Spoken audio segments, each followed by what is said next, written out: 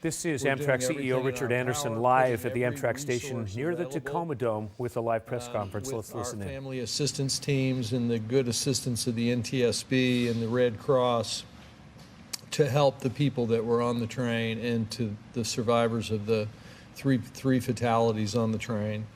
So our Family Assistance Center is here. We have a one-on-one contact with each person who was injured on the train, and two people assigned full-time to each of the families of the 3 surviving members. And we have given a directive that whatever expense, whatever we can do to help, we're there to help them. And so our responsibility, our first and foremost responsibility right now is to those passengers and to their families.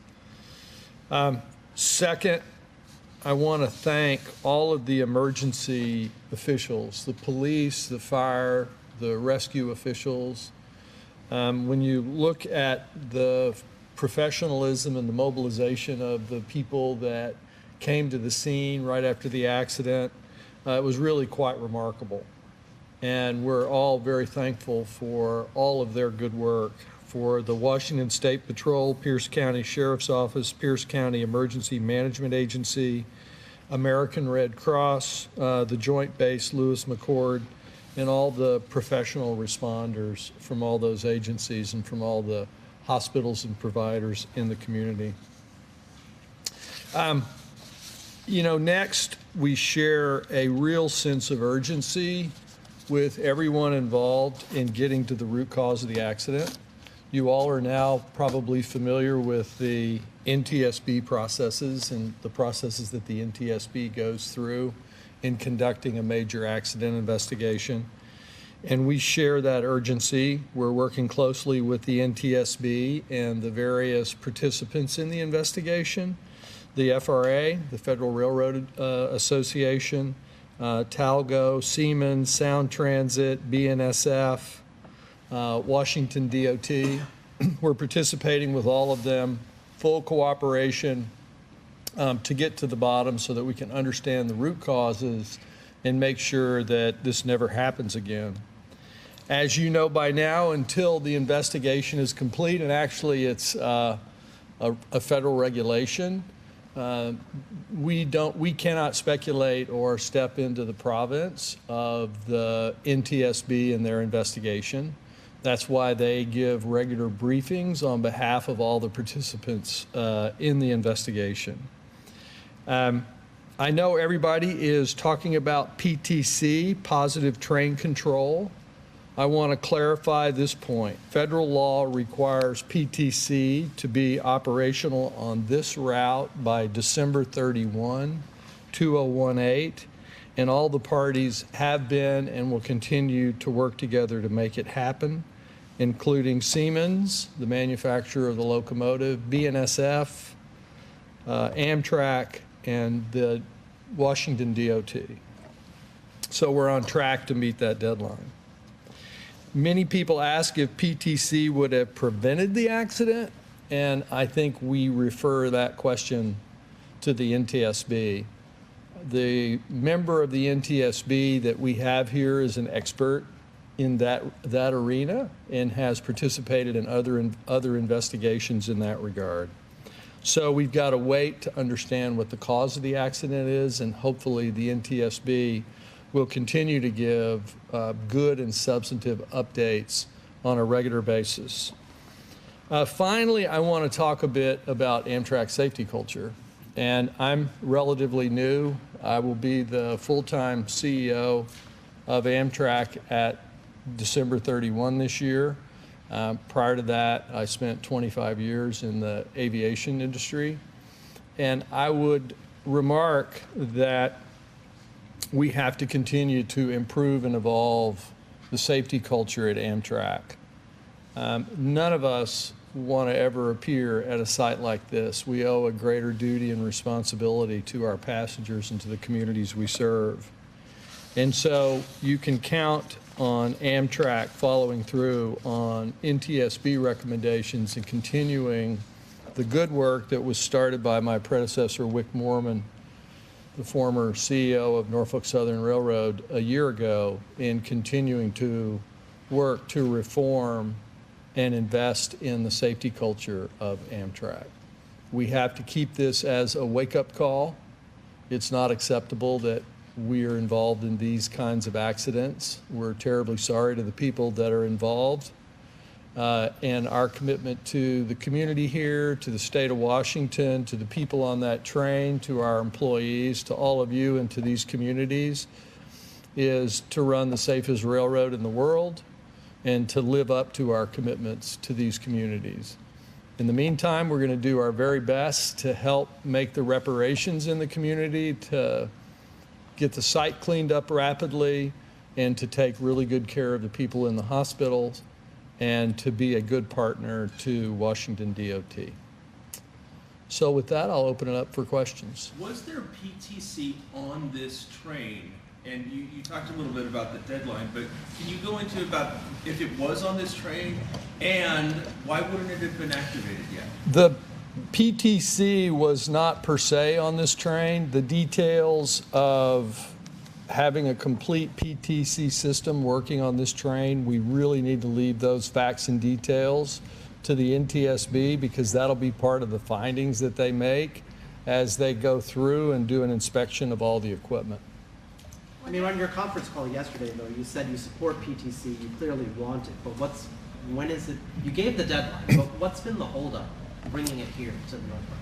Well, the particulars of PTC here, the deadline is the end of the year of 2018, and it's not clear yet from the NTSB whether PTC would have prevented the accident or not. And I think it behooves us, as much as I want to know the answers to these questions, and as much as you want to know the answers to these questions, and your listeners and viewers, we really must wait for the NTSB to give us that information in their regular briefing, because they're going to be taking the cars for inspection, and they'll be able to answer those questions as they complete a very sort of organized and respectful process of going through the mechanical side of the cars involved. That doesn't necessarily answer the question of why it's taken this long to install the system here. Generally speaking, why is it taking until December 31st, 2018 to get that system up and running? Right, and I think that does go back to the NTSB point I just made, which is I think in that process you heard some of the briefing today from the NTS board member here on site about positive train control, and I'm certain that the NTSB is going to make that the center of or a good part of their investigation. Sir, there was testing done on this route previously for months. Were there any problems during the testing period in that area or other areas where the train could not slow down? You know, once again, we're going to have to, I personally don't, in my review, have particular details in that regard, but it really is important that the NTSB, as I believe the member in charge informed us, that they're going to be looking at all the events prior to the derailment, you know, going all the way back in time to the training and qualification of the crew, and what steps were taken prior to yesterday morning. Any issues that No, I do not. Sir, could you give us some background on a train like this, a route like this, and a new route? Would it be good practice or best practice to have more than one person in the conductor's locomotive? And if you could speak more specifically about this particular train. Well, and both. you know about the second person who was Right. Well, there was the NTSB, and much of what I'm going to tell you is what the NTSB has previously reported. Many trains in the United States today are operated with 2 people in the cab qualified or 1 person in the cab qualified. Both are accepted safe practices in America today.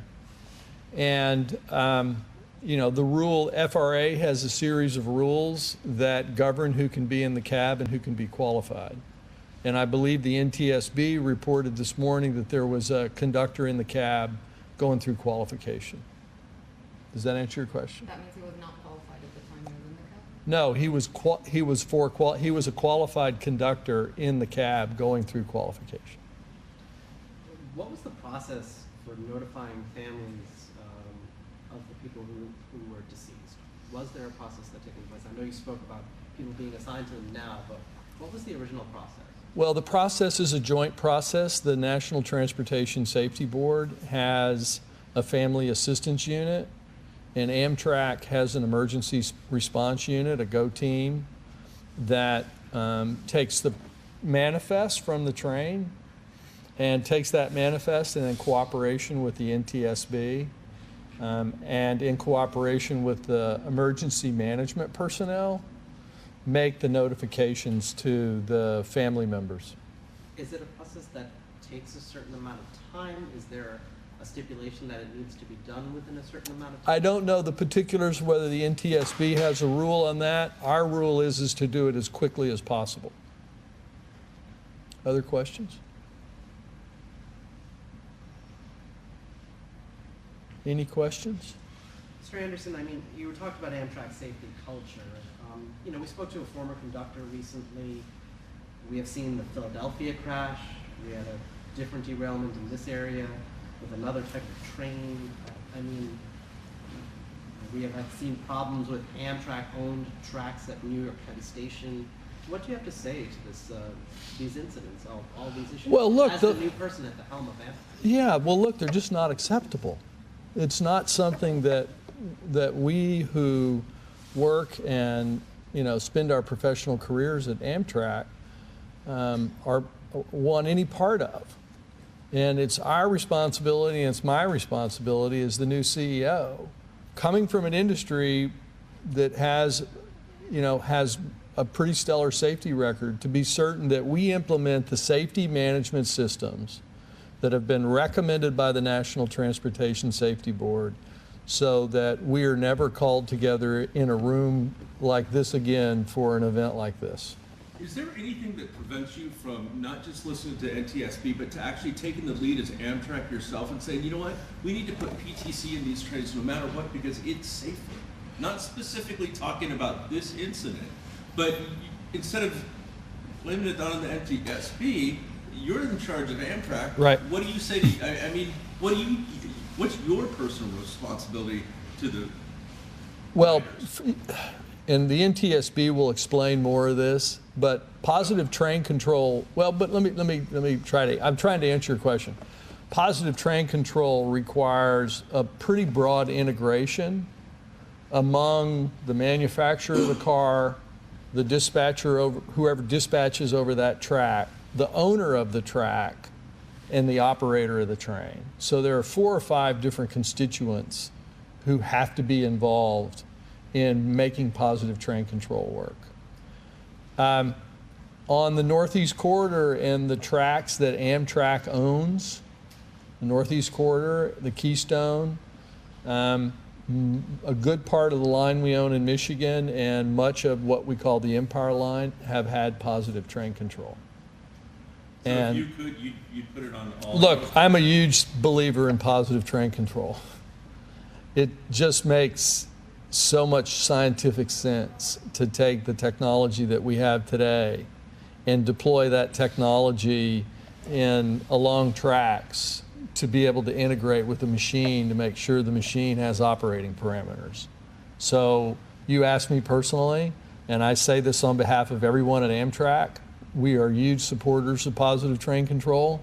We have all of our capital allocated to get it done, and we've allocated that capital and put all the resources on it. There's no one that wants positive train control more than Amtrak. You've been listening to Amtrak CEO Richard Anderson at a press conference live at the Amtrak station near the Tacoma Dome in Tacoma, talking for the first time about the crash that happened yesterday. 3 people dead in that crash. A lot of the discussion talking about positive train control, the automated system that is in use in certain parts of Amtrak's system, but not everywhere. The system that would slow trains down when they're going too fast for posted conditions. So he is deferring much of that to the National Transportation Safety Board.